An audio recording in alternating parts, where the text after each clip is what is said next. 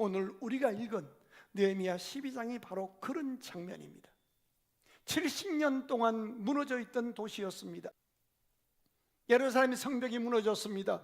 교회는 이방인에게 짓밟혔고 똑똑한 사람들은 사로잡혀 갔습니다.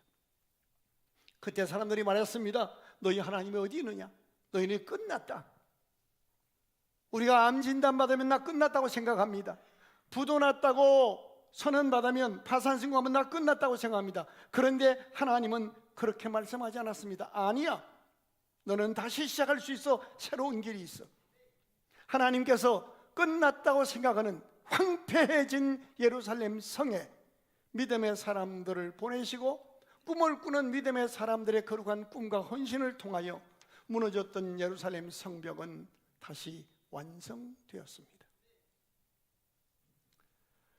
그렇게 성읍이 완성되었을 때 예루살렘에도 마치 동독과 서독이 무너져 베를린에서 대합창이 일어난 것 같은 그런 장엄한 노래 소리가 들리기 시작합니다.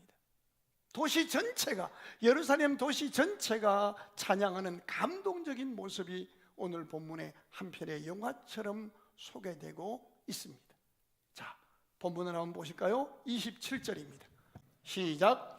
예루살렘 성벽을 봉헌하게 되니 각처에서 레위 사람들을 찾아 예루살렘으로 데려다가 감사하며 노래하며 세금을 치며 비파와 수금을 타며 즐거이 봉헌식을 행하려 하매.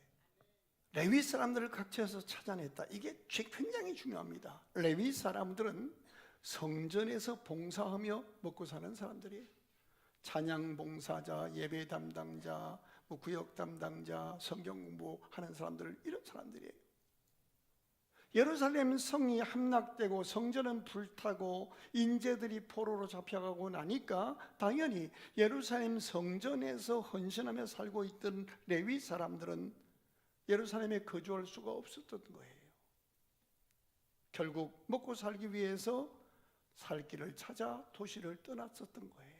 그런데 무너졌던 예루살렘 성읍을 다시 재건하고 나서 흩어져 있던 믿음의 사람들을 다시 데려오기 시작했어요. 왜 그럴까요? 여러분, 진정한 회복은 건강이 회복되고 경제가 회복되고 인간관계가 회복됐다고 되는 게 아니에요. 진정한 완성은 회복된 다음에 함께 하나님께 영광을 드리는 예배가 드려질 때 회복이에요. 아멘. 그래서 예배를 집전하는 레위 사람들을 다 데리고 온 거예요. 저는 여러분이 올해 경제든 인간관계든 건강이든 하나님의 은혜로 회복된 다음에 거기에서 먹고 떨어지는 삶이 아니라 그 터 위에서 하나님께 영광 돌리는 영적인 온전한 회복까지 도달하는 믿음의 주인공이 되기를 주의 이름으로 축원합니다. 자, 어떤 모습까지 회복됐는가를 성경은 이렇게 기록합니다. 46절 같이 읽겠습니다. 46절, 느헤미야 12장 46절 시작. 옛적 다윗과 아삽의 때에는 노래하는 자의 지도자가 있어. 그때 지휘자가 있었던 거예요. 노래하는 자의 지도자가 있어서 하나님께 찬송하는 노래와 감사하는 노래를 하였습니다. 그러니까 이때부터 수백 년 전에, 이때는 포로기 이후니까 수백 년 전에 다윗이 통일왕국을 이루고 하나님께 예배드렸던 그 영광스러운 예배의 모본을 이들이 다시 회복해서 그 예배를 드리고 있는 거예요. 무너진 성벽을 완공한 후에 다윗의 예배를 회복하고 있는 이 장면, 얼마나 감동스러웠을까요? 더 감동스러운 것은요, 이날 예배가 단순히 예배당에서 이루어진 것이 아니라는 사실이에요.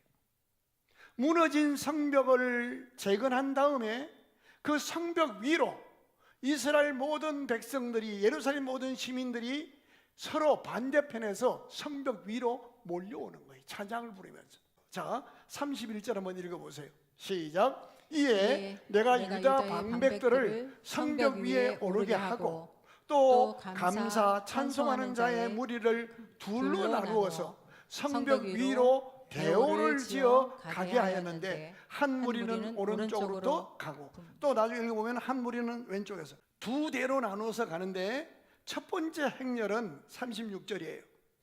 시작. 그의 형제들인 스마야와 아사렐과 밀랄레와 길랄레와 마에와 느다넬과 유다와 하나니라, 다 하나님의 사람 다윗의 악기를 잡았고. 누가 인도해요?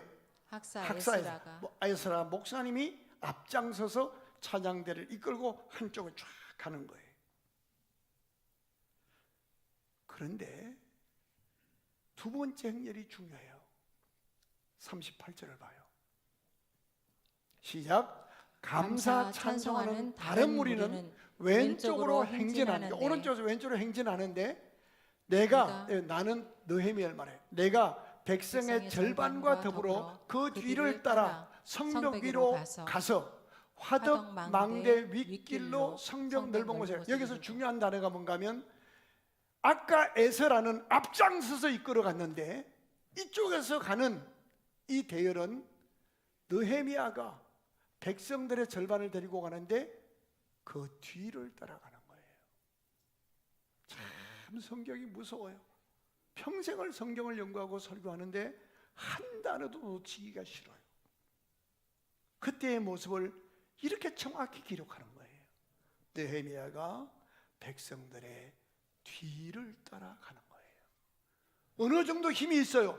백성의 절반을 자기가 진두지휘할 만한 권한과 능력이 있음에도 불구하고 뒤에 딱 서서 따라가는 거예요. 이 모임이 무슨 모임이기 때문에 그래요? 예배드리러 가기 때문이에요.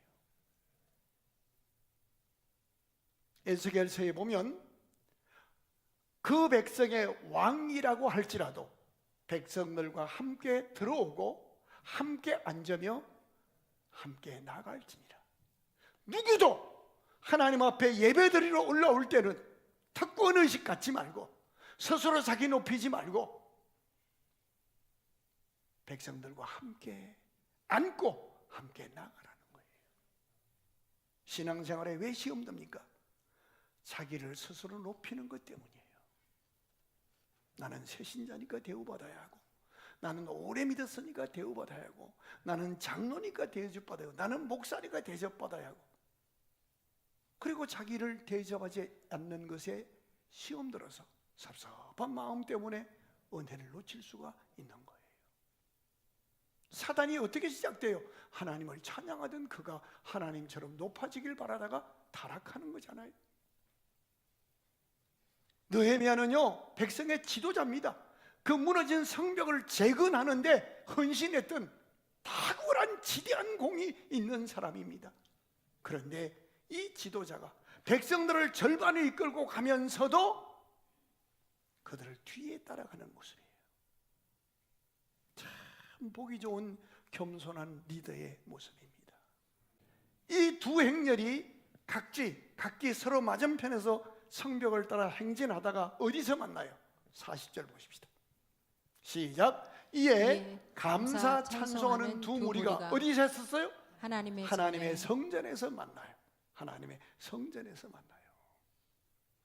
두 행렬은 각기 다른 방향에서 출발했습니다. 그런데 결국 같은 곳에서 만났습니다.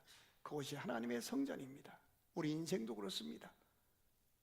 우리의 직업과 살아가는 형편과 거주지가 다 다릅니다. 환경도 다릅니다. 그런데 열심히 살다가 주일이 되면 예수 그리스도의 이름으로 함께 모입니다. 하나님의 성전으로 모여 하나님께 예배합니다. 평신도와 사역자가 서로 존중하며 각자 맡겨진 자리에서 헌신합니다. 그렇게 살다가 어느 날 이 땅을 떠나 오라 하시는 그날, 우리는 우리 육신 장막집이 무너지면 우리 손으로 짓지 아니한 하나님이 지으신 본향을 향해 우리 모두는 찬송합니다. 그리고 갑니다. 결국 예배 자리에서 만나는 거예요. 예배 자리에서 만났는데 그 모습을 어떻게 기록해요? 43절입니다. 이건 충격적이에요. 같이 읽읍시다. 43절 시작. 이날에 무리가 큰 제사를 드리고 심히, 거기 줄쳐놓으세요. 심히 뭐 했어요? 즐거워하였으니 이는 하나님이 크게 즐거워하게 하셨습니다. 중요한 것은 그 다음에요. 부녀와 어린아이도 즐거워하였으므로 예루살렘이 즐거워하는 소리가 멀리 들렸느니라. 온전한 회복의 특징은요, 남녀노소 빈부귀천 초월해서 예수 안에서 함께 기뻐하는 거예요. 그런데 중요한 것이 있어요.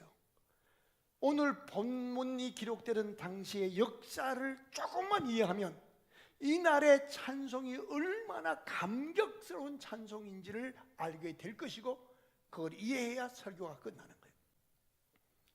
성벽이 무너지고 백성들이, 예루살렘 시민들이 다 두 대로 나누어서 찬양하며 성전에 모여서 찬양했던 이날의 이 은혜가, 예루살렘 성벽이 무너지고 성전이 불타고 포로로 잡혀가고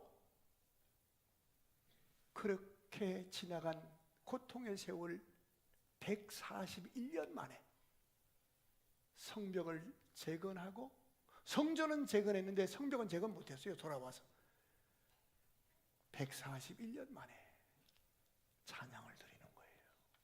그러니 얼마나 눈물 나겠어요. 예루살렘 성벽이 파괴된 것은 BC 586년이에요. 그런데 느헤미야 시대에 성벽을 봉헌하고 찬양 드리는 것은 445년이니까 141년 만에 예루살렘에 다시 찬양이 울려 퍼진 겁니다.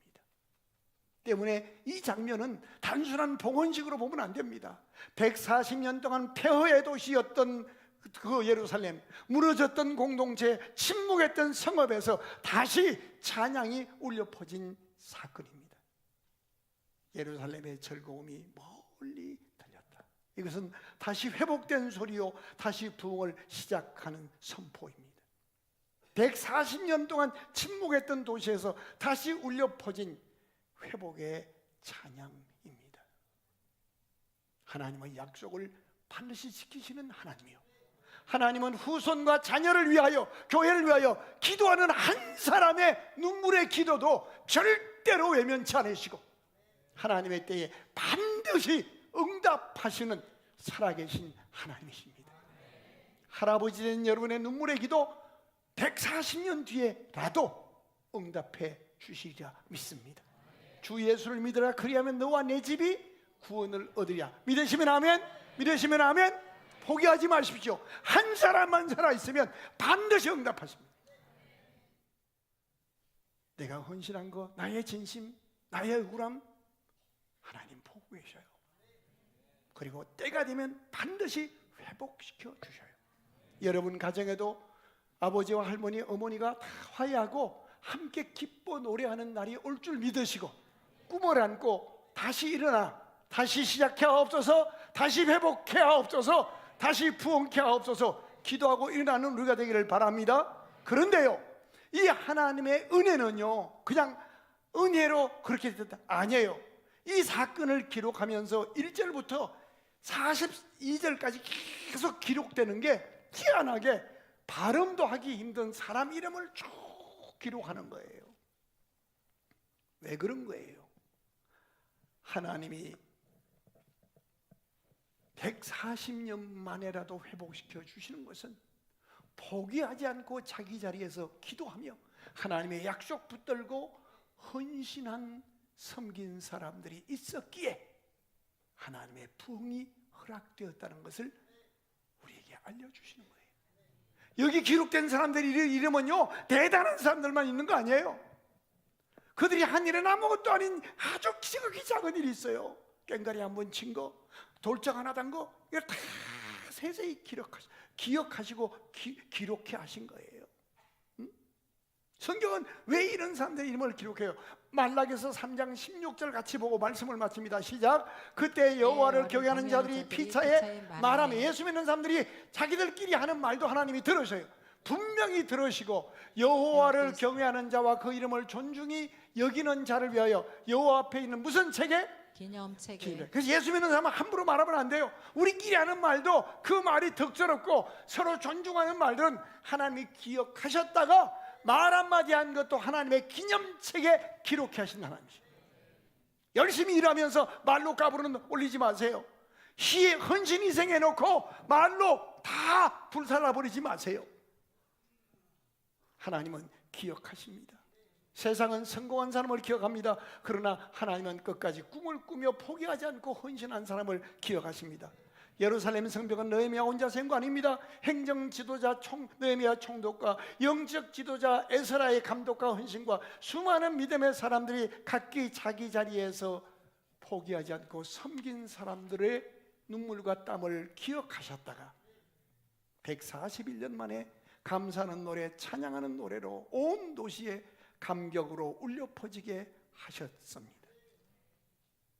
하나님이 오늘 우리에게 물으십니다. 아들아, 딸아, 포기하지 말아야 한다. 네가 기도하고 네가 꿈을 꾸면 내가 반드시 너의 기도가 너의 부모로 돌아오게 하리라. 아멘. 다시 도전하고 일어서시고 우리의 부정한 입술 다 내려놓고 예수 그리스도의 이름으로 축복하며 격려하며 노래하며 사는 우리가 되기를 바랍니다.